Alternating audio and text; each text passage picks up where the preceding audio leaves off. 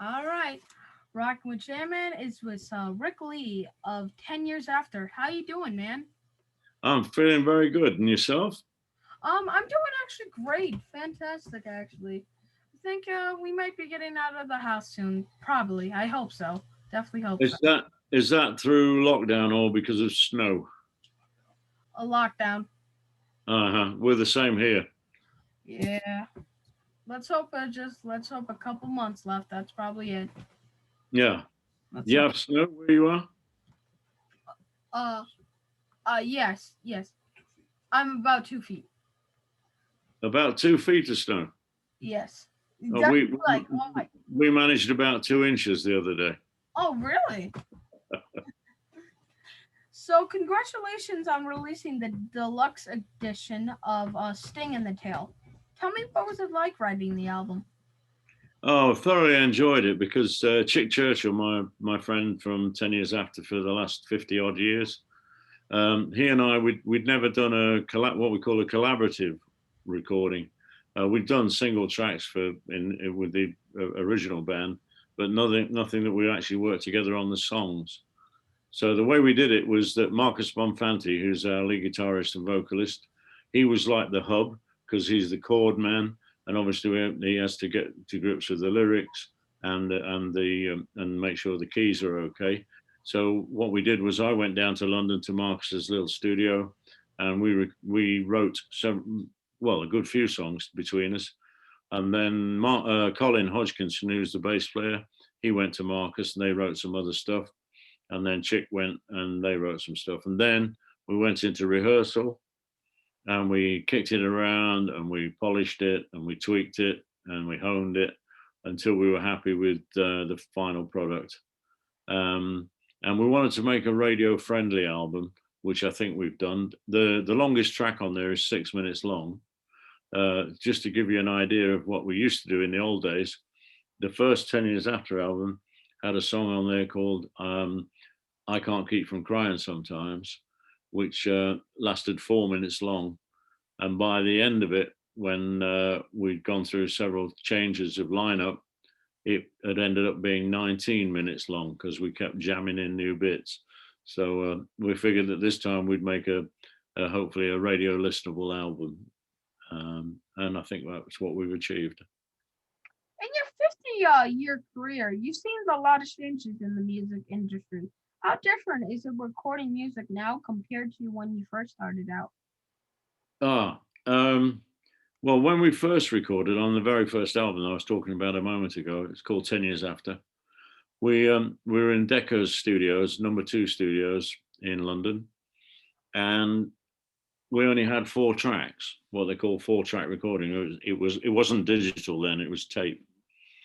And on those tapes, you can imagine the tape sort of with 4 parallel tracks on it. And we used to the bass and drums would go on to track one, and then track 2 and 3 would be for guitar and keys and sometimes another instrument, and then track 4 would be the vocal track. And then what you could do if you wanted to, you could bounce those 4 tracks down to 2 more tracks, and that would give you another 2 tracks to be able to record them. But the problem with that is that when you're doing the original tracks, the bass and drums have to be correct. So if somebody makes a mistake in the songs, and as I say, our songs in those days weren't that short, then we had to do the whole take again. So sometimes Leo was the bass player in those days, Leo Lyons. So Leo and I would be working hard to try and get the track as good as we could. But then somebody would make a mistake. It could have been him or me. Then we'd have to start all over again and do it again. So it was quite time consuming in that respect. And also now, I mean, the way we do things is, as I said to you, we rehearsed all the tracks and got them the way we wanted. Marcus and Colin went back into, excuse me, I just didn't get a glass of water. Marcus and Colin went back into Marcus's studio and they put down a rough bass, guitar, and vocals to a click track and then sent those to me. I then worked on the drum parts for them and made sure that they were working correctly with what they were playing. and then those tracks were then sent. But Marcus then put the tracks onto. Sorry, I've been talking a lot today. Put them onto the computer system and sent them down to a friend of mine who lives on the borders of England and Wales. He's a drummer and singer and bass player and guitarist, keyboard player, but he has his own studio there, and I've recorded there before. He's a guy called Mark Pullen. He's a good friend of mine, and I go down there, and he has a kit set up, and I use that kit, which is already tuned and ready to go. And then I would put the drums onto the rough tracks that Marcus and Colin had sent. And then when that was done, Mark would then send the tracks back to Marcus. They would take off the roughies, and then they would play their guitar and bass parts and to my track, for the final recordings. And then Chick would go in and do the keyboards on top of that, working with Marcus. And then finally, Marcus would put the electric guitar on and the vocals. So there's quite a difference of the way of recording from now to the 1960s. But both are enjoyable. I don't mind working either way. I'm happy for us all to record in one studio or to do it separately on the digital basis. The thing with digital is you've got more control of the sound because you've got each instrument can be isolated a lot easier. Well, I love this album. There's so many great songs on it. Well, on the new one. Yeah? Yeah. Thank you. Oh, that's really kind of you. Thank you. I appreciate you saying that. Yeah, we're very happy with it. We thought we did a good job on it. Yeah, it was a really good album. I actually loved it very much. It was pretty good. Thanks. Have you have a particular favorite track? I'm trying to think. I love the Shame to the World. Well, that's the live version. That's right. Yes. Yeah. When we did the deal, that's why it's called the deluxe album, because the studio version was done and released in, I think, 2018 in Europe and did very, very well. And then when Decco Entertainment heard it, they wanted to sign it, but they wanted to add 4 bonus live tracks. And one of those is I'd Love to Change the World, as you say. That was a big hit for the original band in the 1970s. The one thing I thought was really cool was the live songs on it. It felt good to listen to live music again, even if I wasn't there. It's pretty cool. Yeah. Well, I was there. Well, you were there. You were definitely there. I'm just about still there, I think. But yeah, it's interesting because the track "I'd Love to Change the World" was first recorded on a studio album we did in 1970 called "A Space in Time," and that, as I say, was very much a hit for us in the States. So it's nice that we've re-recorded it live and put it out. And that live version is from a live album we did in 2018 called Naturally Live. And I'm hoping that one day we can release that in America as well. It's not out yet, but hopefully we can do that soon. Isn't it crazy that song and those lyrics could have been written about what's going on in the world right now? Sorry, what was the title? I didn't catch that. I Love to Change the World. Sorry, yes. Yeah, funny enough, I was going to mention that. It's incredible how it's lasted over all these years, and it still really is a reflection on what's happening around us, with the COVID and all the other things. Yeah, it's I'd love to change the world, but I don't know what to do. It's really a timeless classic. I felt every lyric in that song, every single one. Wow, that's amazing. So you're having a contest where you're asking fans to play the guitar to Land of the Vandals, and you can win some pretty cool, really cool prizes there. Really cool prizes. Pretty cool. Really. Do you play guitar? No, but I actually want to become a drummer. Uh-oh. Yep, I might be a crazy one, but I like the rhythm. I can be a guitar player, but I believe I would favor drums more. Do you have drums? No, but I'm asking my dad to take me for some classes, and I also like fencing. I think I might do fencing too. And do what? Sorry, fencing. Yeah, fencing. Yeah. Yeah, Woo, that sounds good. yeah, yeah. I don't think I'll join you in that. It sounds too dangerous to me. Don't worry, we're protected. Now tell me, what was it like playing on Woodstock? It was amazing. Um, what I say to people, they ask me about it. It did what it said on the tin. It was a festival of love, peace, and music. And if you think about it, the people there were confined, however many people it was, we don't know, 300, 500,000, we're not sure. But they were stuck basically in that field in mud and all sorts of stuff, not always having food, which is why helicopters went over and dropped food into them. But as far as I'm aware, there was no violence at all in all the period, and they were there not just for the 3 days of the festival. Those people had arrived a few days earlier, and they left a few days later because it took a while to clear the site, obviously. Um, and but they lived together in harmony, which is really it's a lesson for all of us, I think. And if when they had the food parcels dropped through them, if somebody caught one, let's say it was some sandwiches or something, they would break them up and hand them to their neighbours who perhaps didn't have them, and having a drink passed to them as well.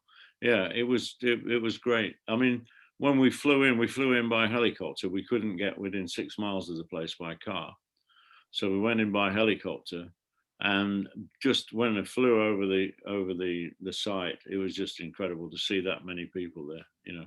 Man, you went But in ancient style. I'm sorry to interrupt you, but you went in ancient style. Helicopters and everything. Wow, yeah, good yeah, job. yeah. Well, it's the only way in. We had no other way to get there. Were you shocked to see when you see the when you seen the movie and seen I'm coming home was featured in the movie and the soundtrack And what? Sorry, that's the last bit. Say again. and soundtrack. Well, when I realised that it was really something was the year after the festival, and we went to a cinema on Wilshire Boulevard in Los Angeles to see the premiere of the film. And when our part of the film finished, the I'm Going Home song, people got up and stood up and gave us a standing ovation in the cinema, which was amazing because that was other people from the show and also a lot of business professionals. And then they weren't renowned for doing that sort of thing. So we figured that something was happening. And then when the film was released, that really was what put us on the world stage. Did you hang out for the full festival? No, we flew in the afternoon. We survived the storm that came up. We had to wait for 2 hours or more for them to make the stage safe again with the electrics because everything was soaked. We finally went on, but I thought it was later, but they told me it was 8:30 in the evening. And then when we came off stage, we wanted to get back to the Holiday Inn, which was the base camp about 6 miles away. Um, there were no helicopters anymore; they'd stopped flying because it was dark. But I managed to find a state trooper on his horse, and we found. I also before that I'd found a limousine and a limousine driver, and he said if I could find a way out, then he would take us back. He knew a route, but he couldn't get to it without some guidance. Anyway, I found the state trooper and I said, "Was there any way out?" And he said, "Yeah, if you follow me, I'll show you." He said, "But you've got to be very careful because there are people asleep between the tents. Everybody had tents there, and but they were sleeping outside because the weather was good." And he said, "You got to be careful not to get the wheels caught in the guy ropes of the tents and pull the tents over." So we had to take a very careful drive for about mile or 2 miles, following this trooper on his horse. And then he showed us a minor highway that took us back to where we wanted to be. So, Uh, sorry, and because the next day we had to drive back to New York that night, and then the next day we were flying to Baltimore for another gig. So did you not get to watch any of it? Well, when we got there, I watched Joe Cocker and the Grease Band, which was great. Then the storm came up, so as I say, the stage wasn't. You weren't allowed to go on the stage to play. Certainly not electric instruments. Country Joe and the Fish actually went on and played acoustically to keep the crowd happy while they were trying to dry everything out. And then we were due to go on, but Country Joe then decided he was going on to do his electric set, so he did that. Johnny Winter snuck on before us. He was supposed to be on after us. So finally, we got on stage. And we were only allowed to do an hour because there were people queuing up behind us to go on. You know, there was the band, Crosby, Stills and Nash. Sorry, Crosby, Stills, Nash and Young, I should say, and so on and so forth. And Jimi Hendrix actually finished the show at 6 o'clock in the following morning. Is it true that Woodstock was held in the middle of the pandemic? The Hong Kong flu lasted till 1968 to 1970. I have to take your word for that because I wasn't aware of it. Oh, you weren't aware of it? No, I know what was going on was that the Vietnam War was still happening. Oh, yeah. It wasn't until Richard Nixon came along that you got out of that. I know were there warnings not to take the brown acid, but was there warnings was there any warnings about the Hong Kong flu? No, not to my knowledge. What there was a warning about was when I flew in the helicopter. There was a medic traveling with us, and he said, "Whatever you do, don't eat anything that's not cooked, and don't drink anything that's not from a sealed can, because we have hepatitis breaking out, and we fear that there might be an epidemic." And when we landed there, just after Cocker had finished, the storm came up, knocked out all the electricity. So there was nothing cooked. And I never found a can that wasn't already open. So didn't have anything to eat or drink until about 1 o'clock the following morning. So how crazy is it? How crazy is it that you went through two pandemics instead of one? Two. We went to what, sorry? Two pandemics. Oh.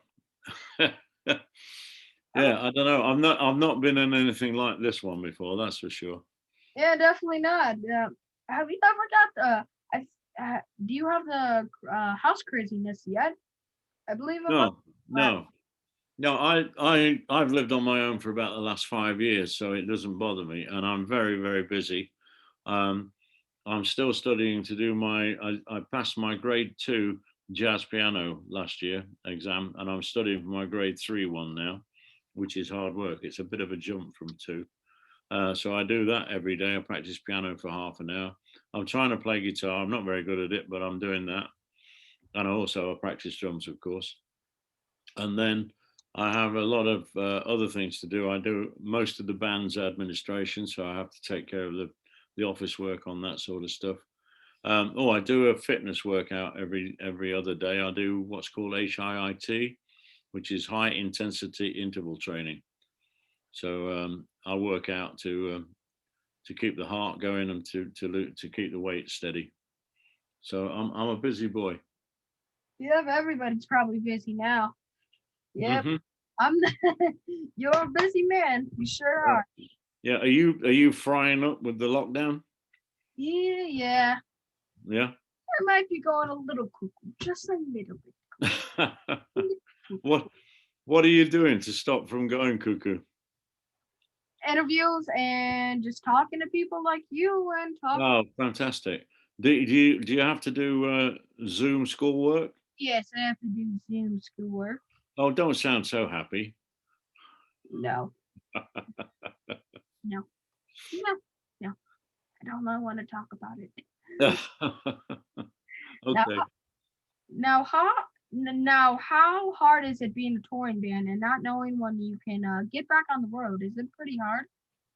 It's difficult. I mean, funnily enough, this year we have a lot going on. We have the album coming out, the Sting in the Tail deluxe version, And then I think it's June or July. I'm not absolutely certain yet. I've been trying to get the information, but our old label, Chrysalis Records, is going to put out our 6 or 7 track Woodstock album. And I heard that, and it's very, very good. I'm very pleased with it, the sound of it and the playing on it. That's never been out before, so that'll be out in America. I think they're going to do a special red vinyl version for the for United States. And then in October, it's the 50th anniversary of A Space in Time, which, as we talked about before, has I'd Love to Change the World on it. That's the first studio recording of it. So we've got a lot happening in terms of recordings, but the trouble is we can't tour to support. But we are going to be, as you mentioned, the contest we're doing. That's one thing. We'll also probably do some streams of the various songs on the album at some point in the not too distant future. And I think we're going to do what they call a town hall Zoom, where people who I think if they buy the first 100 albums will get a chance to sit in the hall, as it were, and talk to the whole band and ask questions from the whole band. So we've got a lot going on in terms of Zoom and stuff like that. That's pretty cool, man. That's really awesome there. Thank Does it scare you not being able to set a guaranteed date to tour? Does it scare us to do? Not being able to tour, to get a guaranteed date. Guaranteed. Yeah. One of the first things we want to do when we get out of this is go to Germany, where our equipment is based. We tour in Europe a lot, so Germany is our base when we get out there, and we want to make a video so that we've got video clips we can use with the album and so on and so forth. We're going to video the whole show live. We do about a 2-hour show when we're gigging, so that's the first priority. But I've spoken to our to our USA agent and to our European agent, and they both said 2022 is the magic time. So fingers crossed that'll happen. Let's definitely fingers crossed on that. Whereabouts in America are you? New York. I am in New York. Whereabouts in New York? Buffalo. Oh, are you really? Oh, wow. Yeah, we've played there many times. So if we play Buffalo, you better be there, okay? Oh yes, I'm definitely gonna interview you there. See, well, I have made so many promises to interview them. They have to go to Buffalo, or else I can't do it. That's right. Well, we'll make sure of that. Thank you. I'll tell Chip to make sure you're on the guest list. Oh, really? For sure. Thank you. Like we talked about earlier, you played the biggest music festival of all time in the middle of a pandemic. Would you play another one in the middle of this pandemic if you had a chance? Provided that all the necessary safeguards are in place, yes. I mean, Chick and Colin and myself are not young men anymore, so we would want to have the whole vaccine. I've had one shot of the vaccine already. I'm due another one in April. They're still working on finding out whether the vaccine is really, really working. I think it probably is, but you have to know. But once we've got the vaccines, then we'd be prepared to travel. It would then be down to the promoters, to the facilities that they can provide, because if the law is still that you have to have social distancing and so on, then it brings into play as to whether we can afford to travel to do that, and whether the promoters can afford to do it and make some money to cover what they're doing. So, sorry to interrupt you. No, it's okay. Do you use the lockdown to write any new music? Do I use the lock? No, I'm not a person who writes songs just willy-nilly. I have to have a reason for doing it.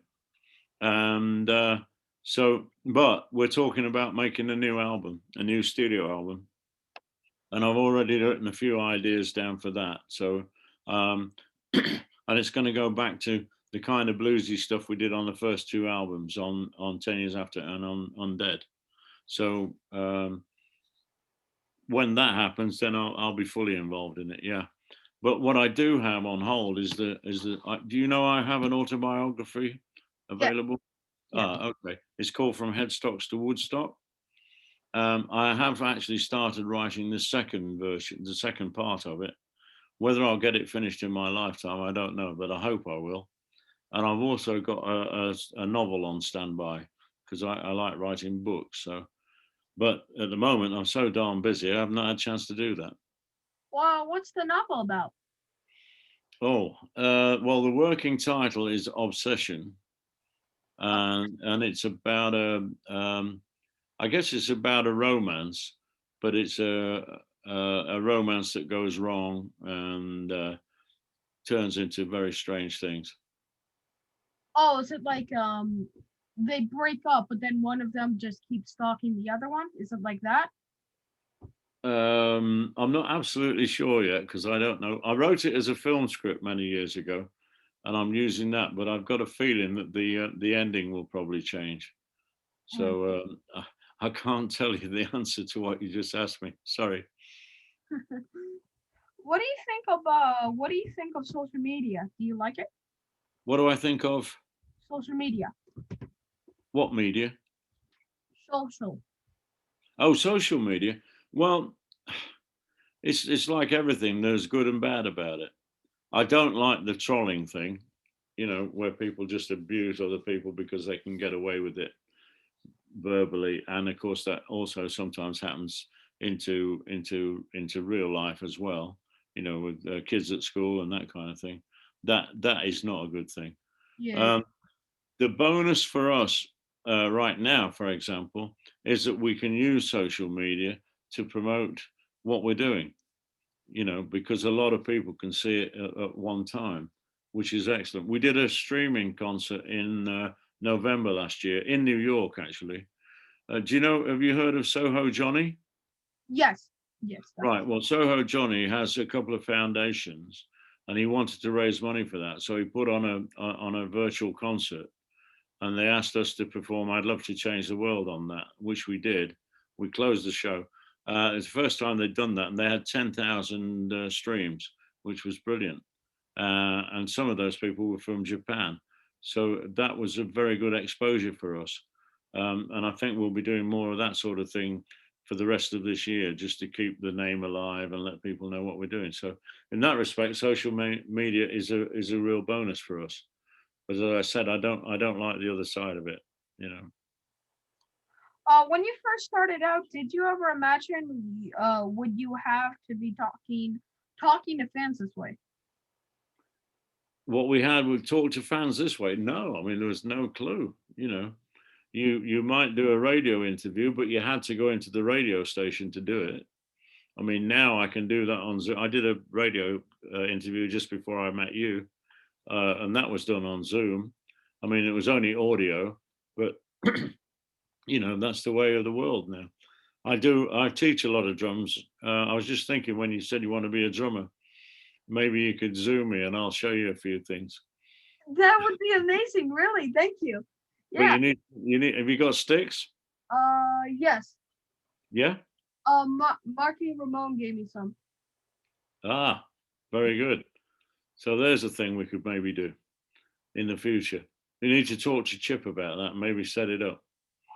But Oh, I do a lot of teaching. I had pupils when we weren't touring in Europe. On usually at the beginning of the week, Mondays and Tuesdays, I was teaching at a couple of colleges, but now I'm doing it on Zoom because I can't go to the colleges.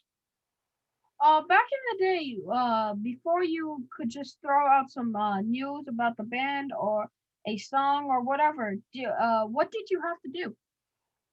What did I do before? Social What media. before social media? Yes. To promote the band, well, as I say, you used to have to go into a radio station. So that was the first thing.